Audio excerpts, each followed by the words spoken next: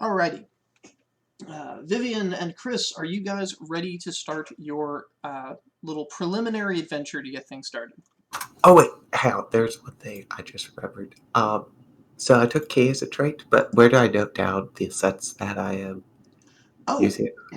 right. You should probably just note that along the Just same line with Keen, because it's going to give you bonuses when you're making rolls that aren't obvious here. Because it gives you pips when you make specific rolls, right? I believe so. I have to pull it back up. Yeah, it gives you a gift, so it's going to be keen, like keen something, so keen eyesight or keen something or other. And then whenever you can narratively justify, it's kind of on you with the cognitive load off the GM. So if you can say, I'm going to use my keen eyesight here, Yeah. you can narratively justify Okay. Just need to know where to note that down.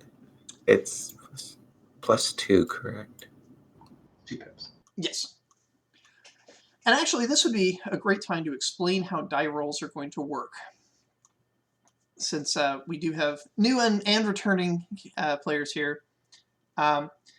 So when a test is going to be called for, which will not always happen, but when it does happen, you'll be taking one of your aptitudes, either vigor, focus, agility, cunning, perception, or empathy, and adding it to one of your skills. And there's a lot of skills, I'm not going to list them all, but it's always an aptitude plus a skill, and you'll roll that many dice. Equipment and other things, such as keen, can give you pips. Now, when you roll the dice, we're not actually totaling all the numbers. What we're looking for are successes. And the default threshold is that 6, 7, 8, 9, 10 is a success, and 1, 2, 3, 4, 5 is a failure. There are things that can modify the thresholds. But pips, what they can do is they can add to one of your dice. So let's say you roll a 5, but you have a pip from one of your pieces of equipment. That pip can turn that 5 into a 6, crossing the threshold into success. We have a great little example. We have a bot here. It's UtherBot. Novus Uther can do the die rolls for us, and we can do a little example here. And what is the exact syntax right now? D is dice, P is pips, T is threshold. The default threshold is 6. So if you have +1 threshold, I think it's just like T5. Okay, so an example then might be using your perception plus exploration to find a trail in the woods. Your perception is a 2, your exploration is a 1, if I'm looking at the right character sheet. But you have keen sense of touch, so you can feel the trees and the wind and know that you're traveling. So that would be 2 pips. So that would look like a roll of .r for roll, or is it .f? F.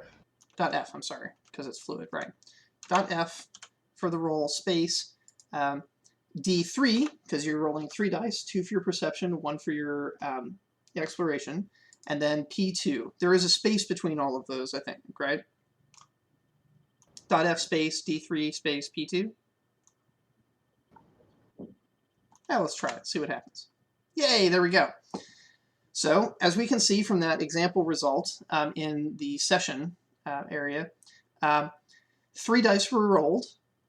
They came up looks like a 10, which is the 0, a 5, and a 2. But because there was a pip, the pip was automatically applied to the 5, making it a success. So we have 2 successes total, with 1 spare pip remaining that didn't get to be used because the 2 was just far too low to be raised up by pips to a success.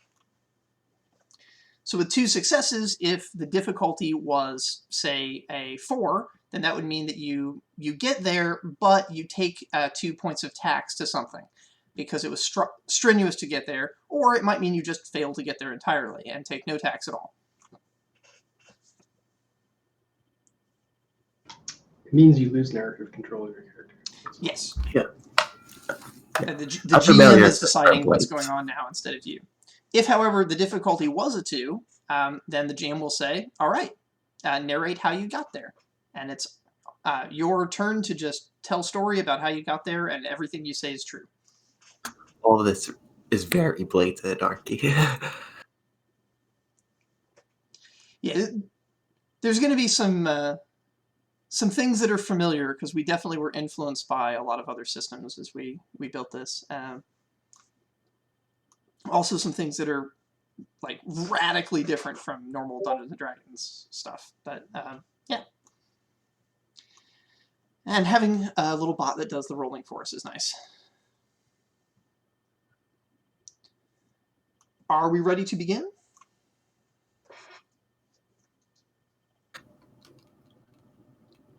I'm ready. Excellent. Chris, are you ready to begin?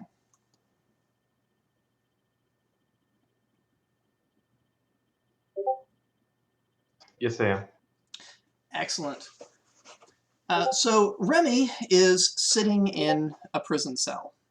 You've been in here for about a couple months. It's seems like you're not ever going to actually get a trial. They're just going to leave you locked in here for what you're doing, because this is not really a government, it's a guild. And keeping you locked up is better for business than letting you roam free. You are chatting with your cellmate, who I presume is named Scruffy, although you may decide that that is not the case. He's your cellmate after all. Scruffy's good. What are you and Scruffy chatting about when you're suddenly interrupted by an incredible noise out the window?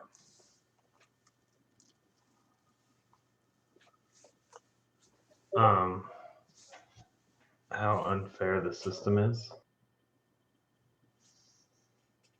As you and Scruffy agree that it's so unfair that honest criminals like you end up stuck in the system, you notice a flicker of red light moving across the sky. It's later followed by a great amount of crashing and rumbling from a tremendous distance, but still noise. A booming voice fills the air, announcing that it is Gunthar, the great hero who is going to save humanity from Athos.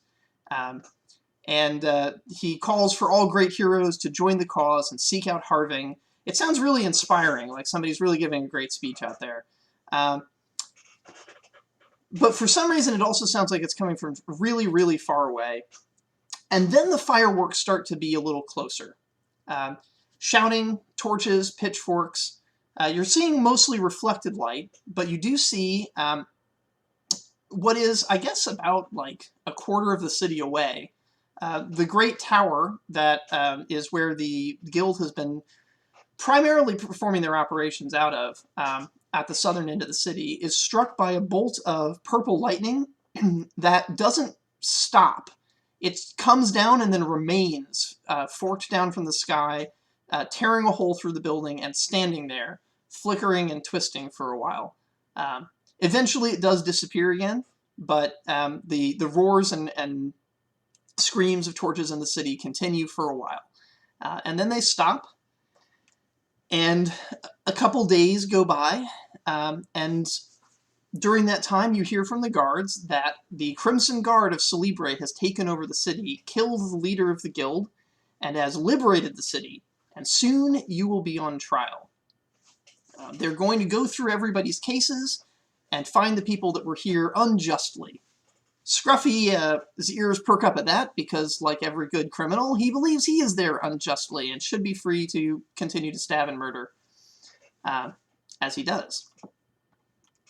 You, on the other hand, are possibly hopeful, but we shall see. You were brought in on the books for assaulting an officer. That's not a good look.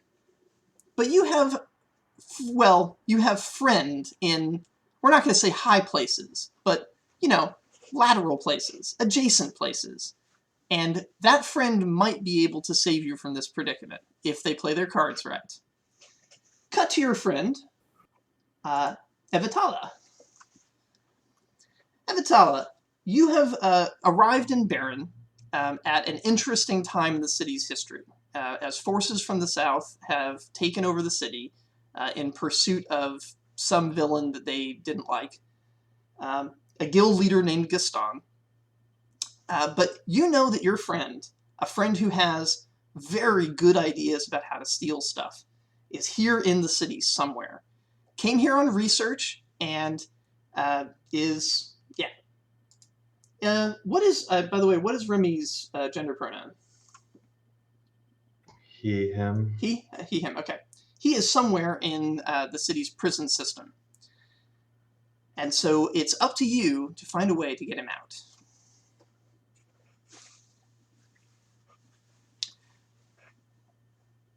That was probably the worst time to take a drink at that. Okay, so I've just like arrived at the city. How familiar would I be with the city? That depends. So Yeah. I'm going to give you 3 options for cities that you are from. Are you from a city of merchant princes who ply their trade of making money through caravans and travel across both sea and sand? Are you from a city of pirates and ne'er-do-wells that try to interrupt trade? Or are you from a city of guilds and bureaucracies that has schools of great learning, but also complicated structures of government that involve stealing as a form of taxation? One of those is probably the answer. It's the Guild City. All right, so you're from Celebre. Celebre is, it's a big city, it's a guild city, and Celebre has long had a mixed relationship with a group called the Mining Cooperative. The city you're currently in, Baron, is the headquarters of the Mining Cooperative. They have kept their headquarters outside of Celebre as kind of tax haven, but also there's a lot of good mining here. The Troll Mountains has huge deposits of iron, and so having a city in the middle of all of that is also quite helpful. However, they are no longer in control of that city, as the Crimson Guard from your hometown of Celebre have marched up here and incited a revolution among the local miners to overthrow the Mining Cooperative as a controlling governmental force. This is generally, I would say, if I can get political, I would say that's a good thing. Because they were doing shit, to be fair. One of the things that you do pick up in the local rumors is that the Mining Cooperative had some kind of magic artifact in which they had trapped a magical girl inside of it, and they were draining her magical energy to cure people of the plague and charging exorbitant amounts of money, or in some cases straight up putting people in indentured servitude in order to get these cures. The group from Celebre freed her from that prison, and she's currently sort of walking around town getting her bearings. She is followed by groups of feral children who are basically filing her footsteps. And what I mean by this is that the streets here are unintentionally paved in iron from a mishap a long time ago in which molten iron poured through the city streets. But everywhere she steps, the iron under her bare feet turns to gold. And so opportunistic young kids are coming out with files and filing the gold out of where her feet have left it and sweeping it into little bags to run and sell to make some money.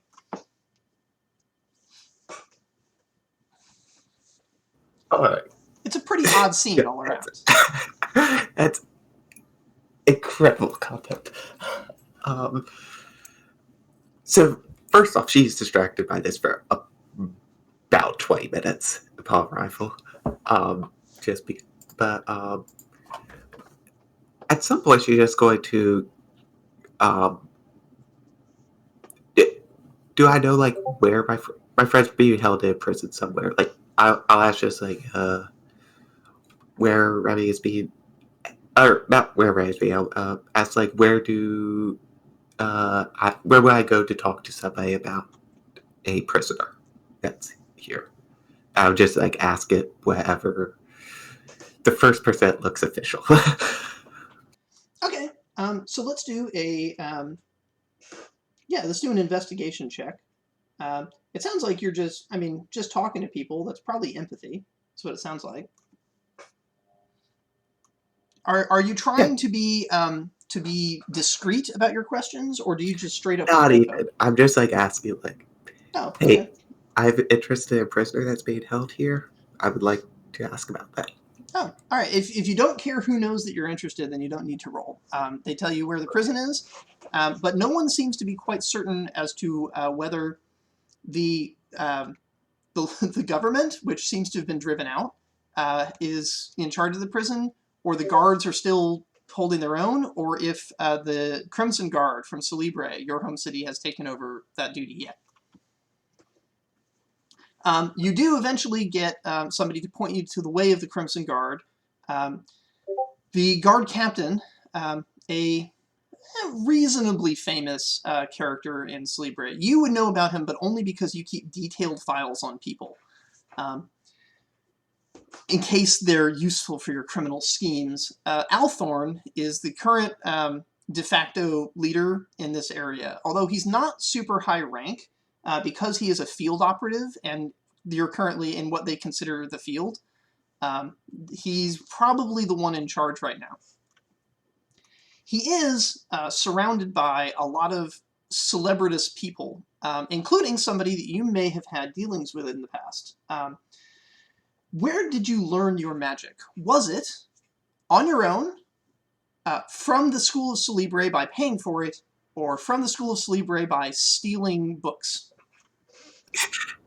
I like to imagine it's actually a mixture of from the school by paying and then stealing more books.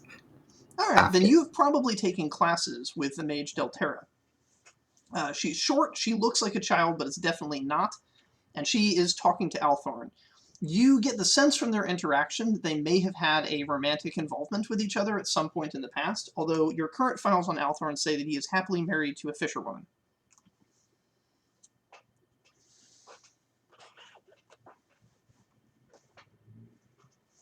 I mean, I'm just going to walk up there like I belong here.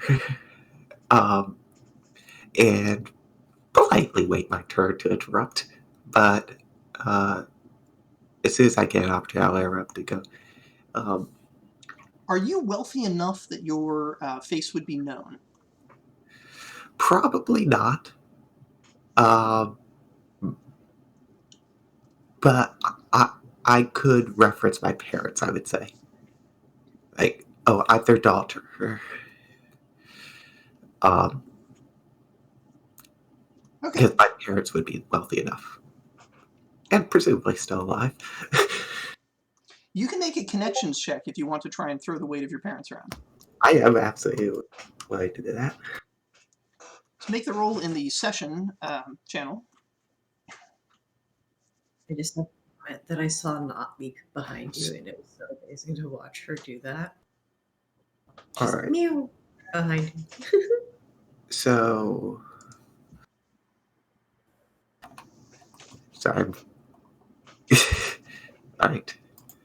So it's just like my number there. Is the number dice a roll? Like, Yeah, so the formula is, you can see what I typed in there to make that occur. So yeah, just like that. Oh, perfect. Okay. So as you're approaching, Delterra disappears in a blatant teleport spell, leaving Althorn alone, and you come up behind him. You succeed in your role, so you can make your introduction, and he will know what you're talking about. Hey, should have paid for a paper tray.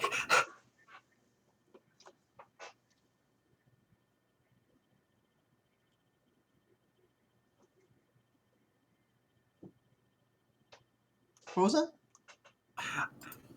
I did not have a name for my parents ready. Oh, gotcha. That's okay. Just my parents. Yeah. So, hey, Althorn. Don't know if you remember me. Do know my parents. From the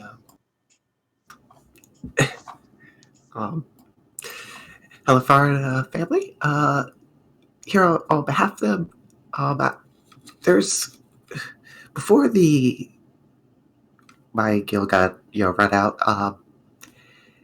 We had a let's say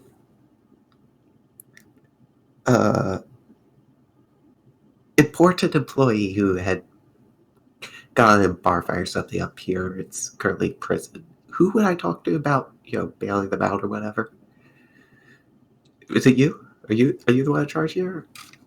Yeah, Althorn replies that, of course, he remembers from one of his earlier when he was but a young guardsman, his earlier task of protect or basically being a bodyguard for your family during a famous gala of some sort.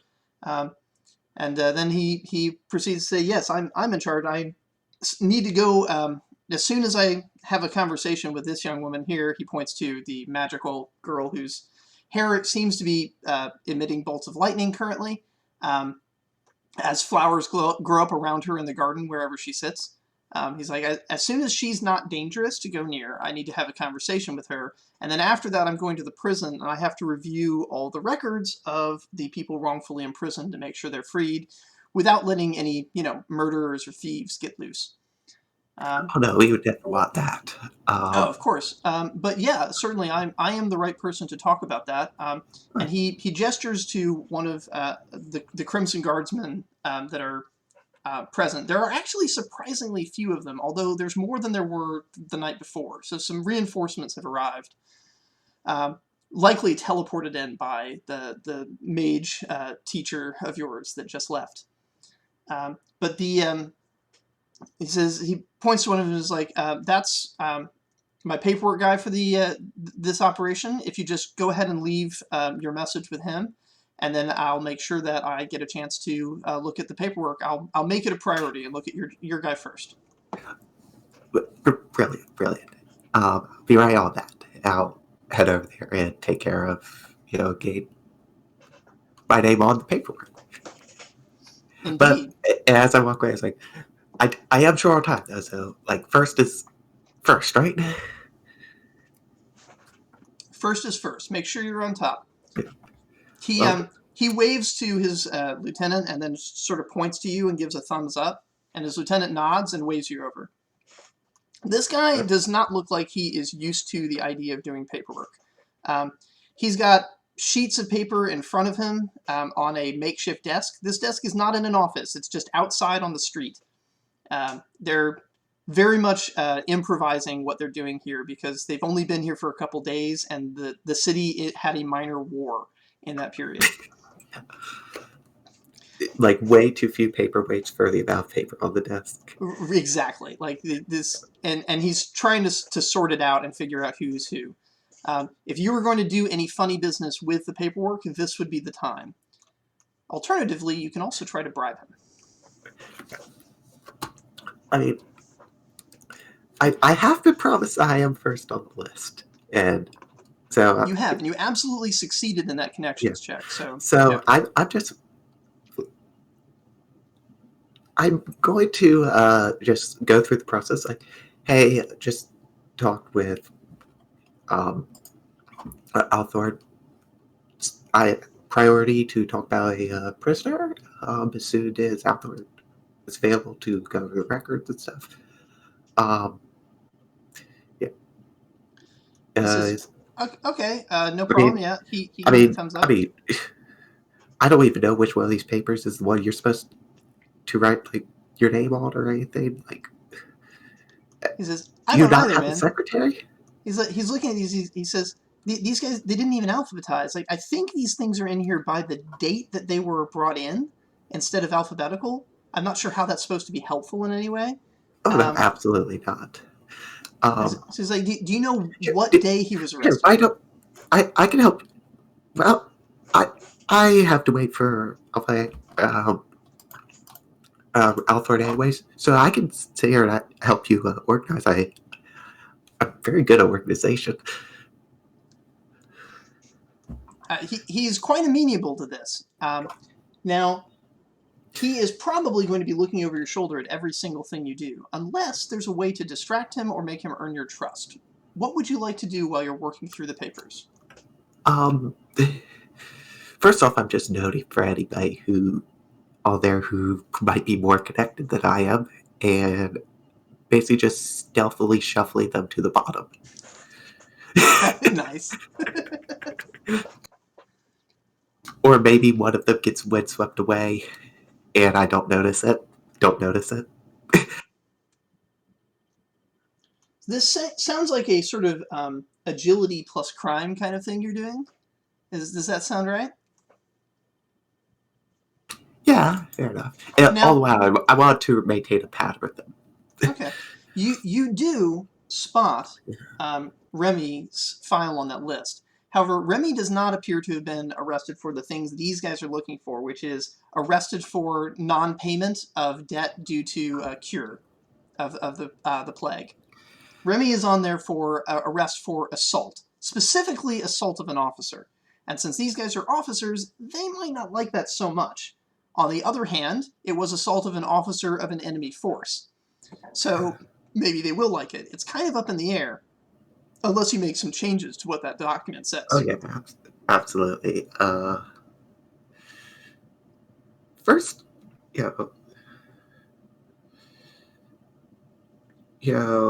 instead of officer, maybe maybe we go something like drunk and disorderly, like not all out. It's not technically a lie. It's not technically a lie, but also already been in prison way too long.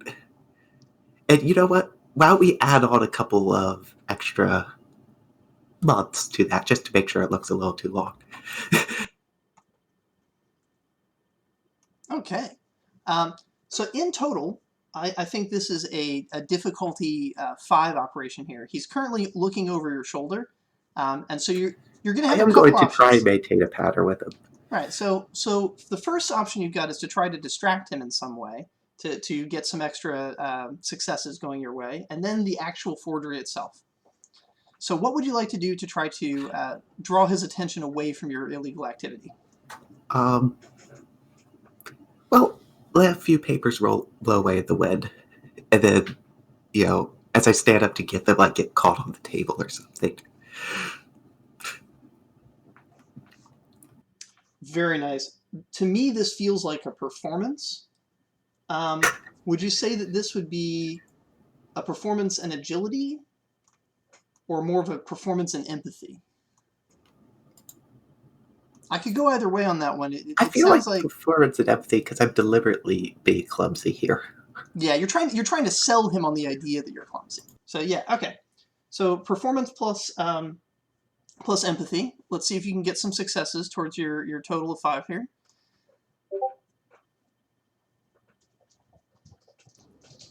Is it because it's the same number? No, it's .f, not f dot. Oh.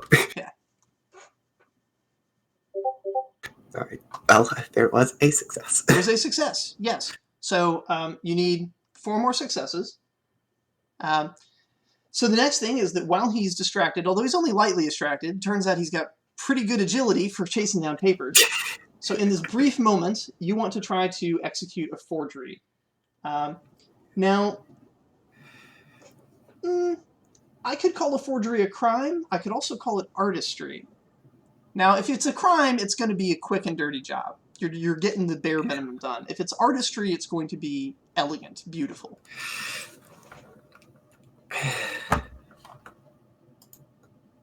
Ooh. You do have him away, though, so this is less about agility, I think, and more about cunning. Yeah. I'm just being functional here, quick and dirty. This guy's overwhelmed. Okay. So give me a cunning plus crime. And you are writing, so I would, in your position, argue that your keen sense of touch is going to help you do this. That is P2. Yes. All right. You're at 4 out of the 5. So you haven't quite succeeded. You can strain yourself in some way, taxing something by 1 to complete this, if you want, or you can fail. I will allow either option. I'm probably going to strain my crime up 1 more, or by 1 here. Okay, so tax your crime by 1. It will effectively be a crime of just put in 1. It's effectively a crime of 2 until you have a chance to rest and recuperate. I'm not planning on doing more crimes, but you never know. and so, fast forwarding to the trial of Remy, when Althorn sits down, your paperwork is right on the top of the pile. He pulls it out and he looks at it, and what does it say? It says drunk and disorderly, that they've been in prison like approaching a year. Like, it's not quite a year, but it's been, 11 and a half months, like way overboard for drinking too much at a bar. He scratches his head and he goes, they thought a minor drank too much? These people are unbelievable. You're free to go.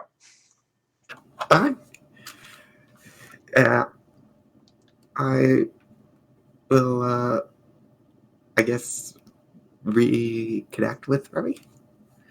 I like to imagine that you're like leaning up against a fence as Remy comes out. Just like casually, like total nonchalance just emanating from her character. I have definitely taken a little break to shave up some gold just to see how it felt like. Only adult there in the pack of children. All right, that sounds good. You spend some time practicing your gold shaving skill. You find the street kids are quite challenging to compete against, but it's good practice. Since you took the time to do that, go ahead and recover your tax from your crime as you're practicing at a task that relates to it. That is one of the ways. There's a lot of much more effective ways of recovering large quantities of tax, but one way to recover small quantities of tax is to just practice in a way that doesn't gain you anything.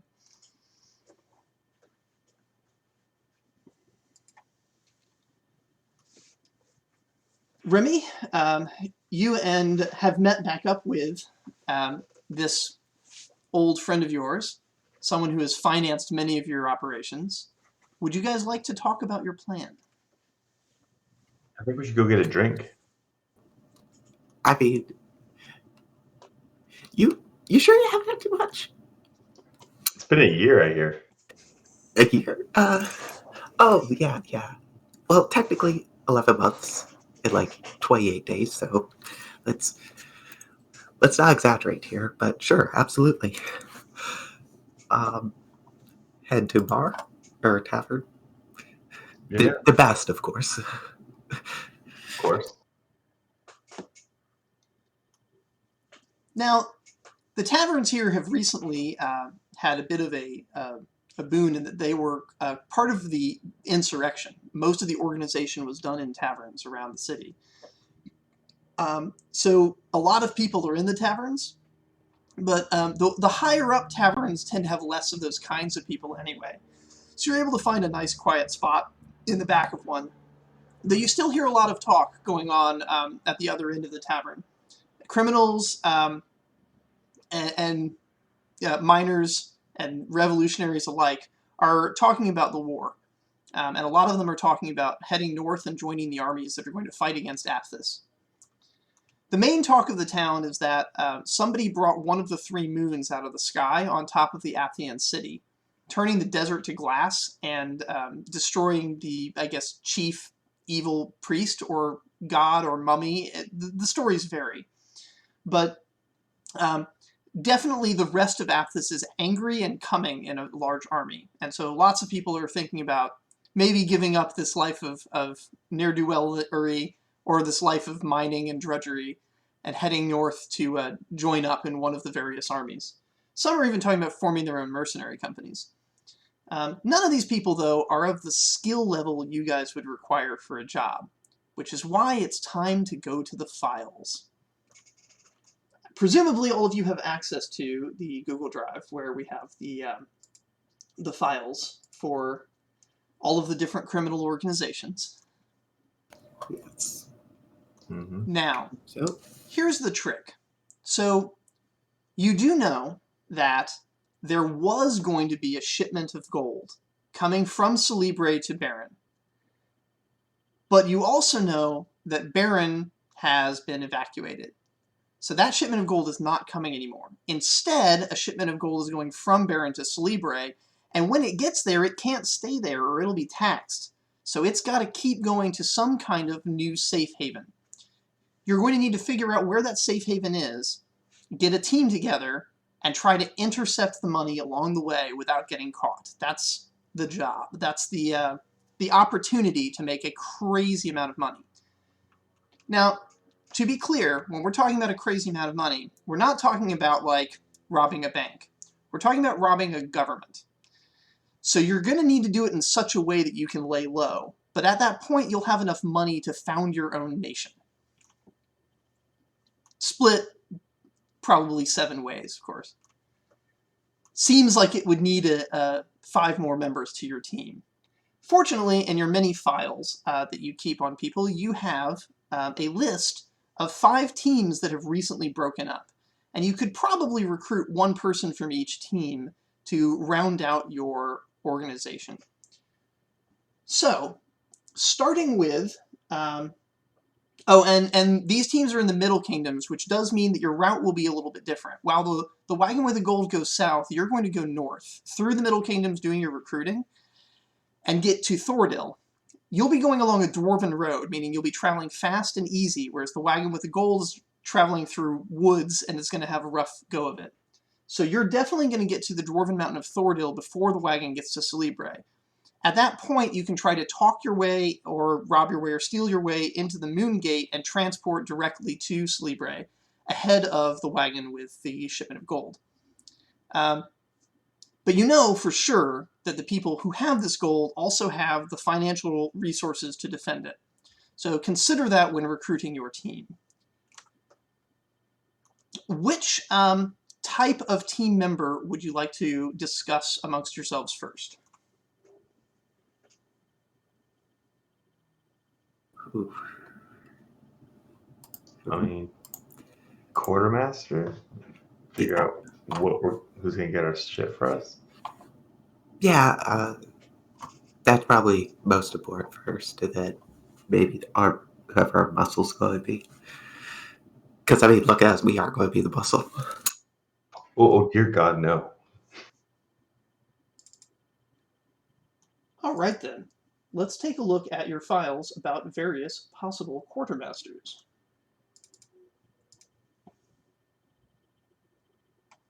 Oh, you know what? We don't have Troy's character or Troy's sheet yet, so we don't have the full list. Maybe this is where we call it for tonight, and we pick up next week with the complete list. Sorry about that. Please peruse through my list. Yeah, definitely. Let's peruse through the lists together because there's some quality options going on here.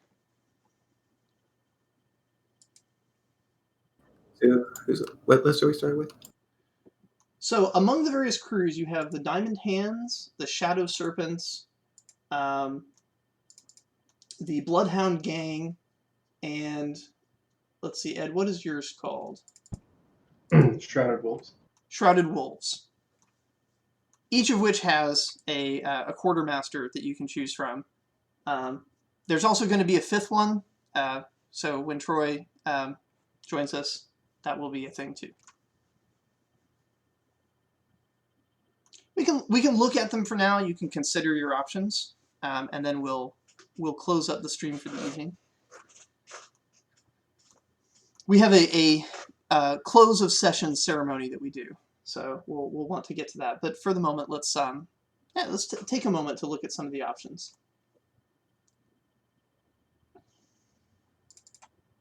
It's seeing everyone in the spreadsheet together. It's like, oh, there you guys are.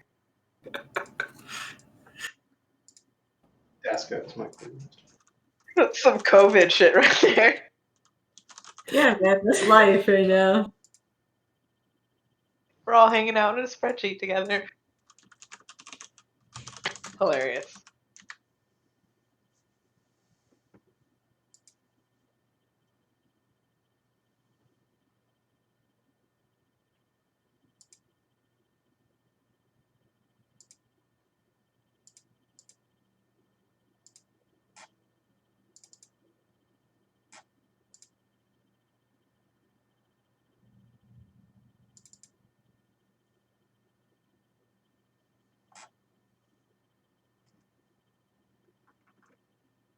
Ed, which one of yours is the grocer? The grocer, the quartermaster guy, is Yep. Daska.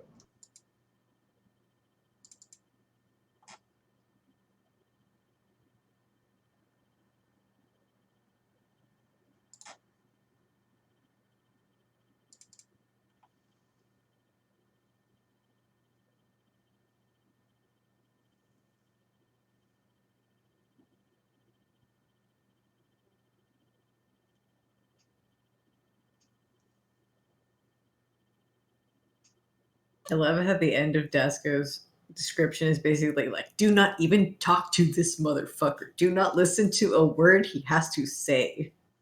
He should be gagged. Yeah, I like that. This is so good.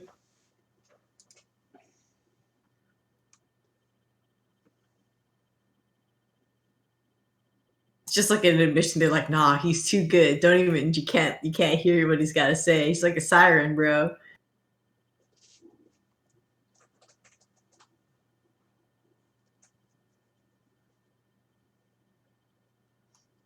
Former Mordekin too, which means he definitely is not going to be welcome in Celebre, but he'll not have any problems causing damage in Celebre.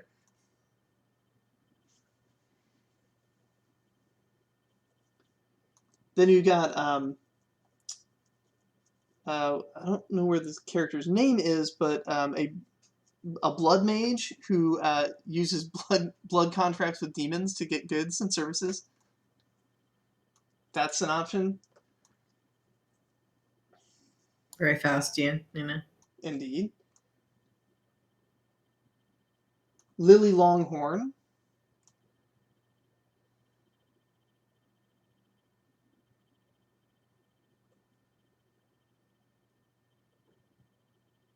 A fast talker.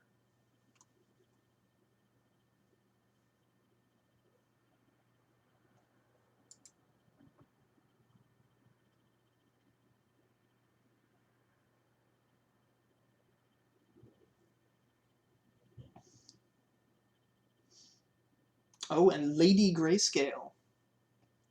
High class.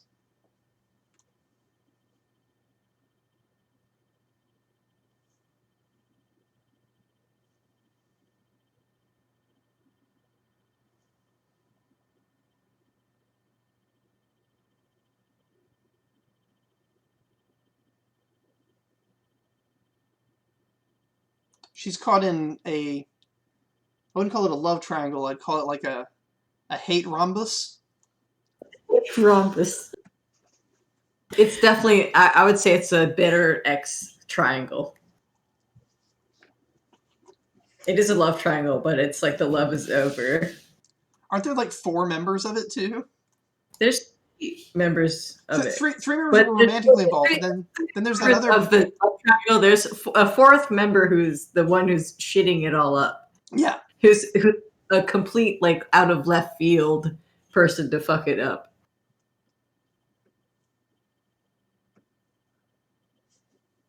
Just delicious gay drama. That's what I'm here for. In the end, you're likely going to need a grocer, a miner, a candlestick maker, and a smith, and then probably some kind of baker. Now, these are all underworld slang terms. The grocer is a quartermaster. It's somebody who's capable of getting you, either by paying for it or other means, but capable of getting you the basic equipment you're going to need for a job. You're right to go for that first. Like, that's a really critical role. As a financier, you could just buy stuff, but you might not be able to buy certain specific items that might be needed, particularly if they have like magical effects or things. A grocer will know how to get those. Miners are your straight up bruisers, and it's good to have one around in case things get violent, or if violence is a fundamental part of your plan. Let's see. Smiths are professional liars. Liars, con artists, masters of disguise. If you need to create a fictional personality as part of your scam, and getting away scot-free with a government's worth of finance will probably require some amount of lying, because if you just bust in the door and take the gold, they're going to know who you are, they're going to hunt you down and take you out. So Smith is probably a must. Candlestick makers are, of course, demolitionists, experts in destruction. There's quite a variety of those. Bakers are, and we've talked about this before, bakers are weird. Bakers are specialists, typically in getting over or through some kind of counter-intrusion security measure. And there things get really wild. So you've got like a guy who specializes in tunneling. You have here, let's see, a guy who specializes in getting information out of dead people. So you can learn secrets to infiltrate things from corpses with that guy. You've got, let's see, where's Wrigley? There's Wrigley. Wrigley is a straight up mechanical tinker for bypassing physical locks and non-magical stuff. And let's see, Ed, what is the tinker of your crew, or the baker of your crew? I've got him up. Jewel. Jewel? Yep.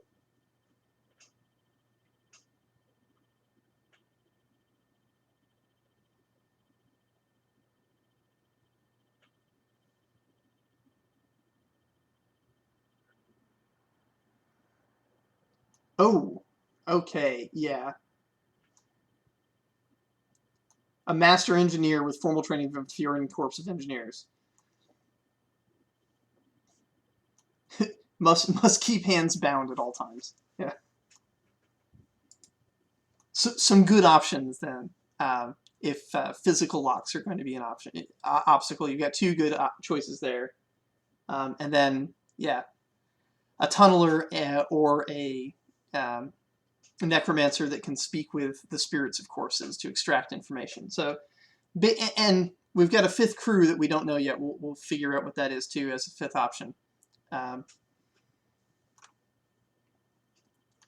Unfortunately, most of these crews broke up on bad terms, so you're not going to be able to recruit two people from the same crew, but you will be able to form a nice crew from the five.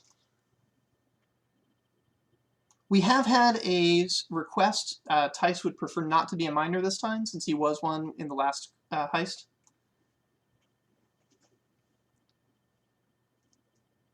So we'll mark that one off, even though I thought it was a very clever miner. I kind of liked it, but that's okay.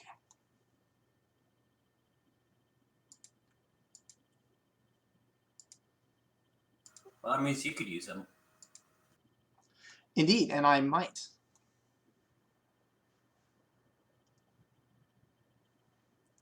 Because I'm cool with whatever.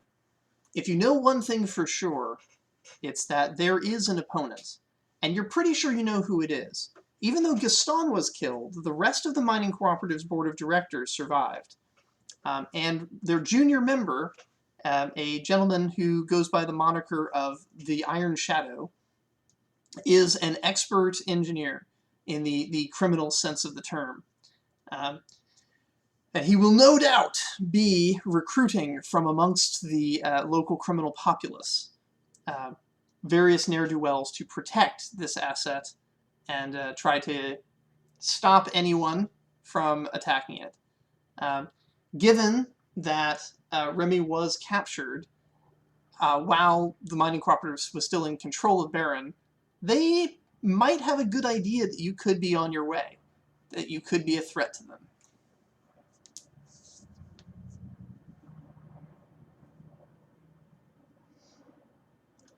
Did anyone have any questions about the situation or what's going on before we do closing ceremony?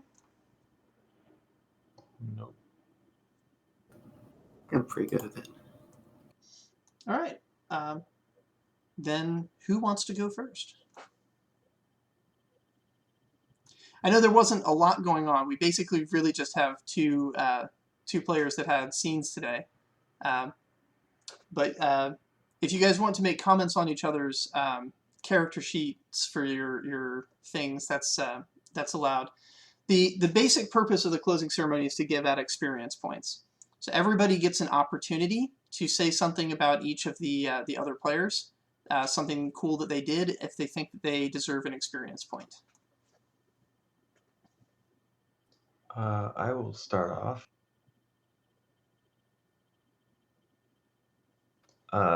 Ed, I'll give you experience for awesome wanted poster character sheets.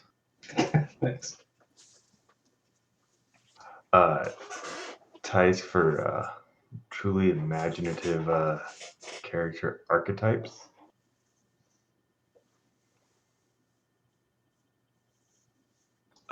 Jackie for rich backstory in your characters.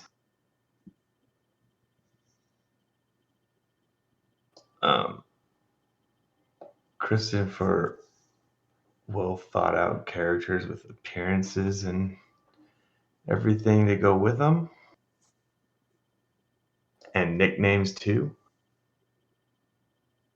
And Viv for expertly getting me out of jail while people are looking over your shoulder.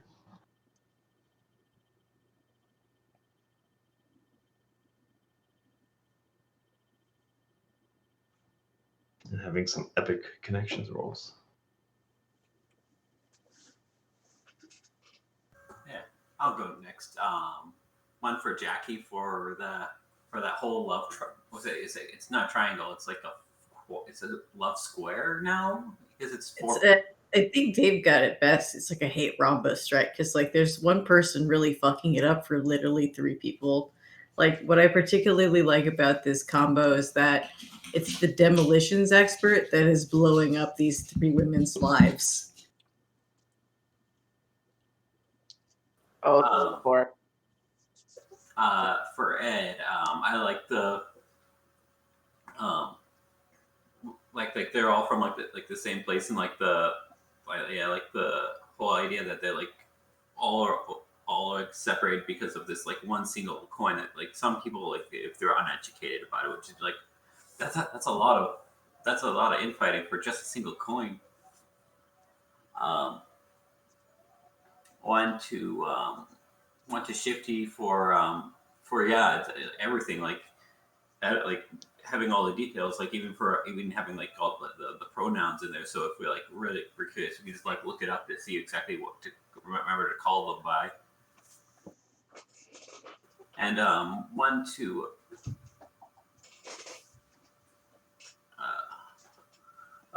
Evan for your grumbles in the cell pin with your friend Scruffy. Hopefully Scruffy's going to be okay. You know, Scruffy does what Scruffy does.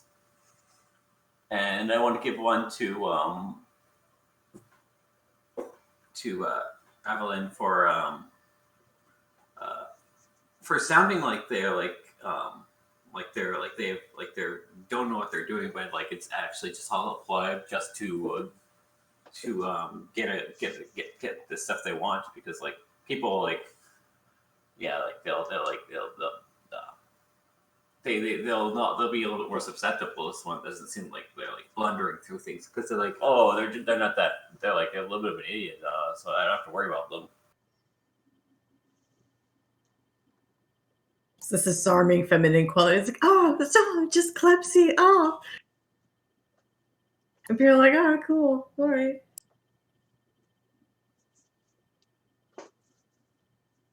I'll jump in. All right, so point to Jackie for injecting some romance and romantic drama into Talus. A point to Chris for the first thing your character did when they got out of jail was wanting to go get a drink. That was pretty hilarious. Pretty realistic. A point to Viv for trying to scratch the gold off the ground and compete with those rascally children. And then a point to Ed for the cool wanted posters and like the little details, like how to like identify the characters, like identifying marks and things like that. And how to dispatch them. Yes. And Tice for the character that is willing to sell their grandma, and then the challenge that they face is that they need to try and get their grandma back. That was just hilarious. In 2 sentences, like truly.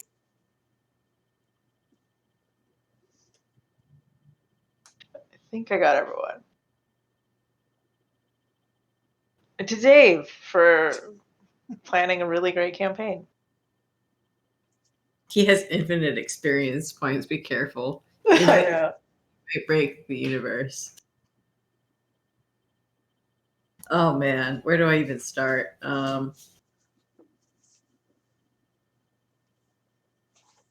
Let's see here. So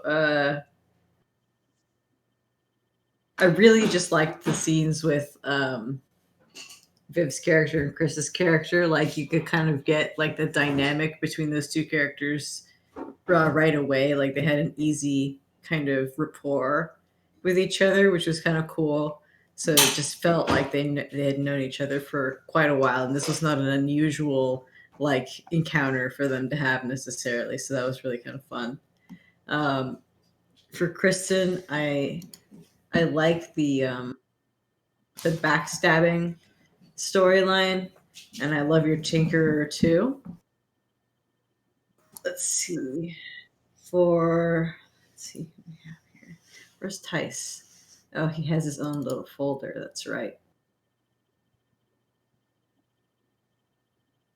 Which is allowed. You guys can make your own It's folders. just a lot.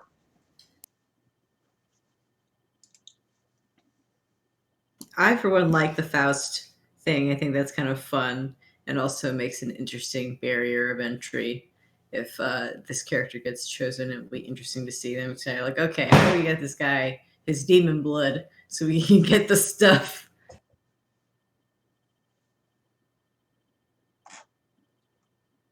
Which maybe involves hunting a demon, or maybe it involves finding somebody who hunted a demon when the demons were attacking Talus. There's no demons around, so there's no lack of demons. And the wanted posters from Ed is just like so cool and not something I considered doing. And now that he's done it, I'm like, ooh, that's pretty cool.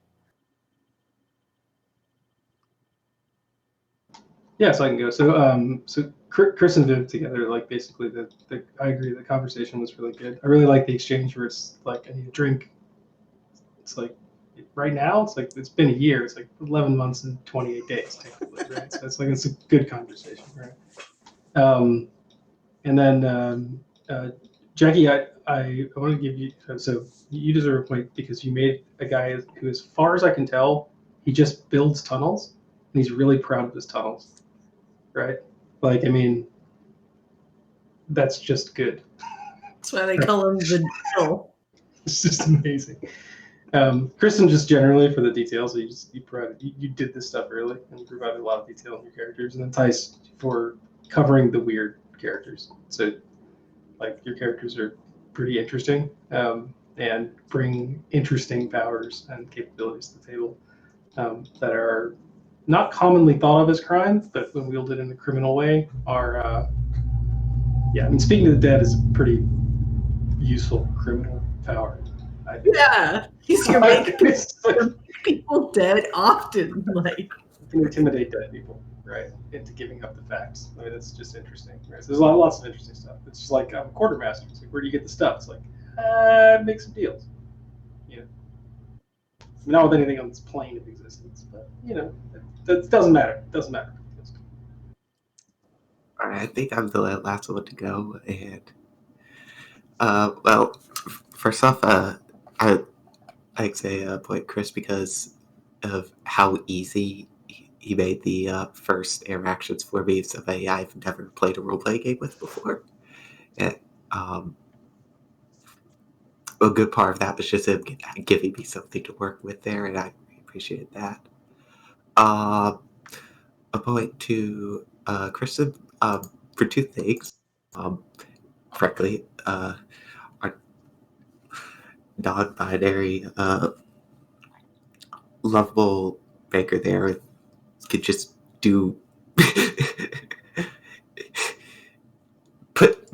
build or fix anything, and also for the Sea of Thieves reference, I really did enjoy.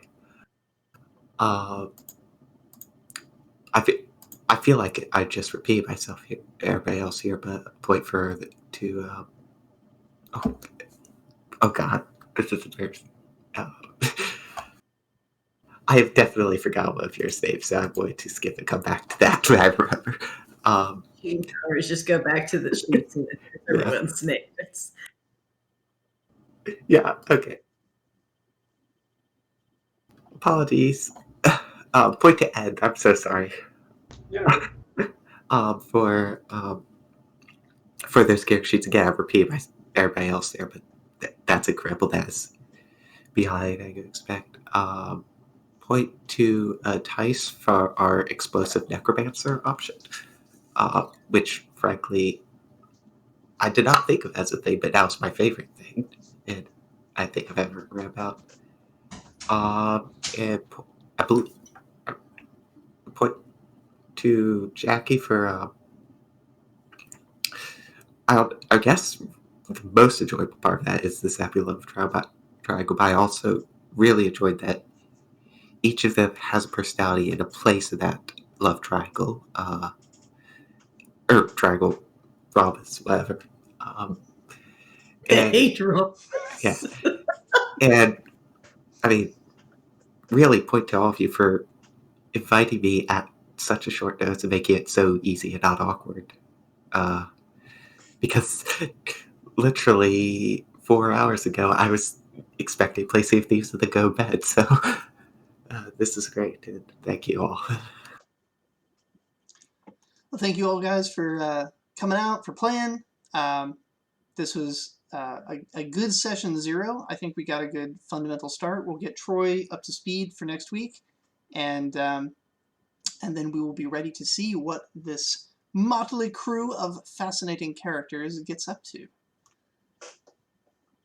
So I'm going to go ahead and stop the recording here, and we'll pick up next week.